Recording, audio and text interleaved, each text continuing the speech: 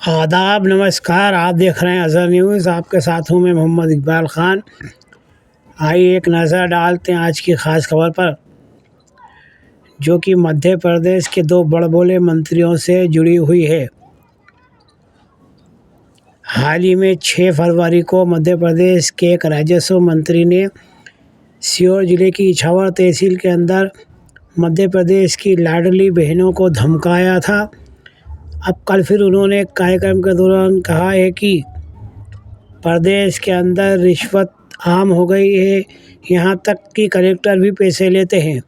यहाँ हम आपको बता दें कि इसके पहले भी एक प्रेस वीडियो कॉन्फ्रेंस में मध्य प्रदेश के मुख्य सचिव अनुराग जैन कह चुके हैं कि मुख्यमंत्री का कहना है कि प्रदेश के अंदर कोई भी कलेक्टर बगैर पैसे लिए काम नहीं करता है। वही बात कल मोहन यादव के मंत्री ने भी दोहराई है। वहीं दूसरे मंत्री जिनका बारे में हम आपको बताते हैं कि ये ऑपरेशन सिंदूर के दौरान भारत की बेटी और सेना के अंदर कर्नल सोफिया कुरैशी को लेकर इन्होंने कहा था कि हमने आतंकवादियों की बहन को आतंकवादियों से मुकाबले के लिए पहुंचा दिया है।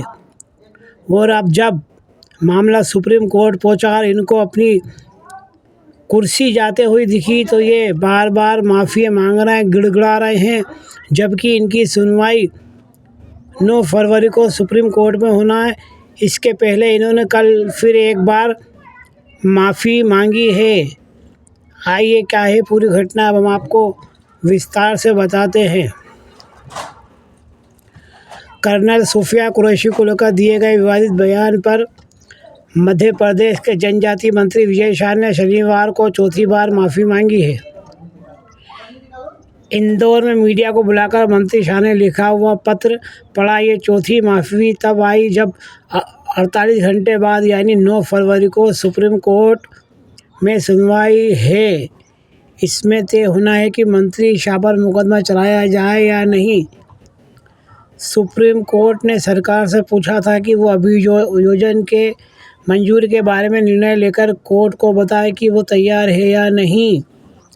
बहरहाल इंदौर में मंत्री शाह ने फिर सार्वजनिक रूप से माफ़ी मांगी है। शाह ने कहा कि उनका किसी भी महिला अधिकारी, भारतीय सेना या समाज के किसी भी वर्ग का अपमान करने का कोई इरादा नहीं था। जब बोला था तब इन्हें अच्छी तरह मालूम था कि मैं किसका अपमान कर रहा हूँ और ये हमला किस वर्ग पर कर रहा हूँ। सोची समझी साजिश के तहत इन्होंने ये बयान दिया था कि हमने सेना की कर्नल और इस देश की बेटी सोफिया कुरैशी को आतंकवादियों की बहन कहा था। क्या ये सोची समझी साजिश नहीं है? एक कैबिनेट मंत्री का ये बयान क्या अनजाने में दिया गया लगता है या सोची समझी साजिश के तहत दिया गया लगता है? बहुत सोच समझकर उन्होंने ये बयान दिया था, मगर जब देखा कि मामला अब सुप्रीम कोर्ट में पहुंच गया और सुप्रीम कोर्ट का डंडा इनके ऊपर चलने वाला है तो इन्होंने बार बार गिड़गिड़ाते हुए माफ़ी मांगी है। कल चौथी बार इन्होंने फिर माफ़ी मांगी है, मगर देखना है कि सुप्रीम कोर्ट इस मामले में अब आगे क्या कार्यवाही करता है।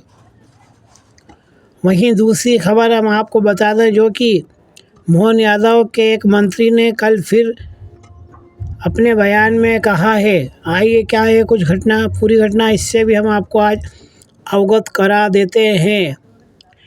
6 फरवरी को मध्य प्रदेश के राजस्व मंत्री ने मध्य प्रदेश के सीहोर जिले की तहसील इछावर में कहा था कि प्रदेश की लाडली बहनों को प्रति माह 1500 रुपये दिए जा रहे हैं, मगर सरकारी कार्यक्रम में ये लाडली बहनें उपस्थित नहीं होती। अगर ये कार्यक्रम में नहीं आए तो लाडली बहनों के नाम लिस्ट से काट दिए जाएं। ये मंत्री की खुल्ला प्रदेश की लाडली बहनों को धमकी थी।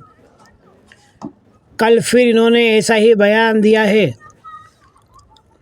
हम आपको बता दें कि इसके पूर्व एक वीडियो कॉन्फ्रेंस के दौरान मध्य प्रदेश के मुख्य सचिव अनुराग जैन कह चुके हैं कि मध्य प्रदेश के मुख्यमंत्री मोहन यादव का कहना है कि प्रदेश के अंदर कोई भी कलेक्टर बिना पैसे लिए काम नहीं करता है। ये प्रदेश के पूरे आईएएस अधिकारियों पर प्रदेश के मुख्यमंत्री का खुला आरोप है। इसी संबंध में कल उनके एक मंत्री ने क्या कुछ कहा है, आइए हम आप इसको भी अवगत करा दें। कलेक्टरेट के पैसे लेने वाले बयान पर राजस्व मंत्री करण सिंह वर्मा ने कहा है, कहीं ना कहीं थोड़ा बहुत तो हर जगह होता है, लेकिन जो रिश्वत लेता है वो राष्ट्रद्रोही है, चाहे वो कोई भी हो। मैं कहीं भी जाता हूँ, गड़बड़ी पर कार्रवाई होती है। कई बार कलेक्टर पहले ही बोल देते हैं कि गलती सलती होगी तो ठीक कर लेंगे साहब। मंत्री वर्मा राजगढ़ में मीडिया से बातचीत के दौरान ये बात कही। मंत्री ने स्वीकार किया कि अफसरशाही में भ्रष्टाचार मौजूद है और इस पर सख्त कार्रवाई ज़रूरी है। उन्होंने कहा कि बेईमानी किसी पद से नहीं जुड़ी होती, बल्कि व्यक्ति की आदत बन जाती है।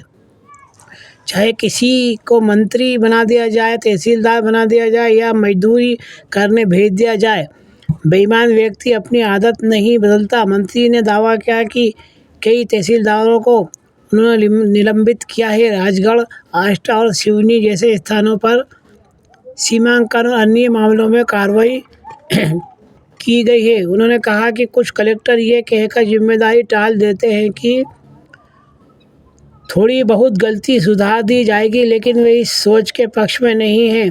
मंत्री ने अफसरों से ईमानदारी और राष्ट्रभक्ति के साथ काम करने की अपील की। खुद को उदाहरण बताते हुए उन्होंने कहा कि वे सादगी से जीवन जीते हैं और निजी लाभ लेने की सोच नहीं रखते हैं। मतलब मंत्री ने जो बयान कर दिया है उसके मुताबिक जो भी व्यक्ति या जो भी अधिकारी, शासकीय अधिकारी, वो छोटे स्तर का हो या बड़े स्तर का हो, आईएएस हो या आईपीएस हो, अगर वो रिश्वत लेता है तो वो देशद्रोही है। उनका ये आरोप प्रदेश के आईएएस, आईपीएस और तमाम छोटे से बड़े अफसरों के ऊपर सीधा हमला है। यहाँ हम ये बात मान सकते हैं कि भ्रष्टाचार प्रदेश के अंदर चरम सीमा पर है। अधिकारी बगैर पैसे लिए या कर्मचारी बगैर पैसे लिए काम नहीं करते हैं, परंतु यहाँ ये बात नहीं कह सकते कि 100% अधिकारी भ्रष्ट है या 100% आईएएस या आईपीएस भ्रष्ट है, सभी पैसे लेकर काम करते, ऐसा नहीं हो सकता। आज भी बहुत सारे अफसर ईमानदार हैं, परंतु मंत्री ने ये कहा कि जो भी रिश्वत लेकर काम करता है वो देशद्रोही है। उनका यह बयान आईएएस और आईपीएस अफसरों को सवाल के घेरे में खड़ा करता है। क्या इस प्रकार किसी रिश्वतखोर को या आईपीएस अफसर या आईएएस अफसर को खुला मंत्री द्वारा देशद्रोही कहा जाना ठीक है, या रिश्वत लेने वाले अफसर जो रिश्वत लेते हैं क्या वो देशद्रोही होते हैं?